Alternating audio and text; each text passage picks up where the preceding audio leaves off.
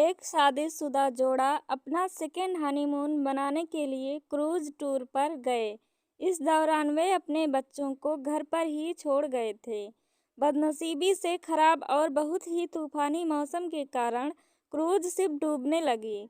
सभी लोगों को तरह वे दोनों भी अपनी जान बचाने के लिए लाइफ बोट एरिया की तरफ दौड़े, लेकिन वहां भी सिर्फ एक ही व्यक्ति के लिए जगह बची हुई थी। अपनी पत्नी को डूबती शिप पर छोड़ आदमी लाइफ बोट में बैठ गया।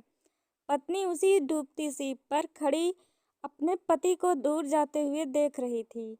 वो चिल्लाकर अपने पति से बोली। इस कहानी को यही विराम देते हुए शिक्षक ने अपने सभी विद्यार्थियों को पूछा, क्या कोई अंदाजा लगा सकता है पत्नी ने पति से क्या कहा होगा? ज्यादातर विद्यार्थियों का एक समान उत्तर था। उन्होंने कहा, पत्नी बोली होगी कि मैंने तुमसे इतना प्यार किया और तुम मुझे इस तरह छोड़कर जा रहे हो। मैं तुमसे नफरत करती हूँ।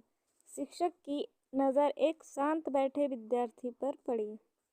शिक्षक ने उसे जाकर यह सवाल पूछा। विद्यार्थी बोला, मुझे लगता है वह बोली होगी, हमारे बच्चों का ध्यान रखना।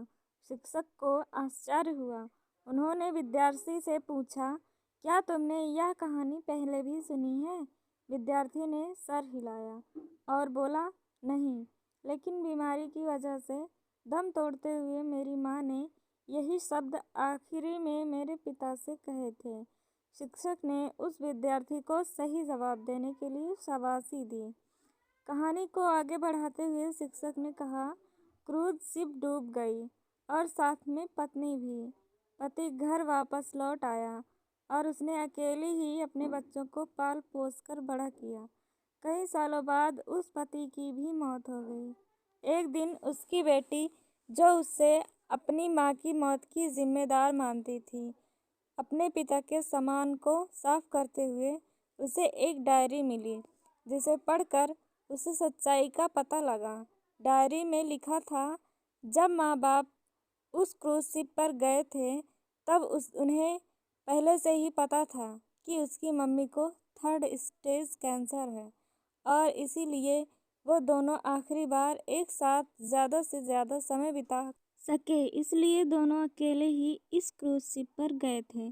जब उसकी पर वह मनहूस समय आया था तब उसके पिता ने उस अकेली बची लाइफ बोट की जगह में बैठने से मना कर दिया था। उन्होंने डायरी में लिखा था, वह भी अपनी पत्नी के साथ ही उस डूबती हुई शिप में डूब जाना चाहते थे, लेकिन सिर्फ और सिर्फ उनके बच्चों के लिए। अपनी पत्नी के कसम देने के बाद उनको उसे अकेला छोड़कर उस लाइफ बोट में सवार होना पड़ा। इस डायरी को पढ़ने के बाद बेटी फूट फूट कर रो पड़े। शिक्षक ने यह कहानी यहीं खत्म कर थी और पूरा एक शांति में डूब गया। यह शांति देख शिक्षक को पता चल गया कि वह इस कहानी के जरिए जो सीख अपने विद्यार्थियों तक पहुंचाना चाहते थे, वह पहुंच चुकी है। इस दुनिया में अच्छे और बुरे हर तरह के लोग हैं, लेकिन कभी कभी परिस्थितियां ऐसी विकट हो जाती हैं कि आप बुरे या अच्छे का फैसला नहीं कर पाते। इसलिए कभी भी हमें कोई भी फैसला लेने में जल्दबाजी नहीं करनी चाहिए। सिर्फ बाहरी चीज़ों को जान लेने से किया गया फैसला कभी भी सही नहीं हो सकता।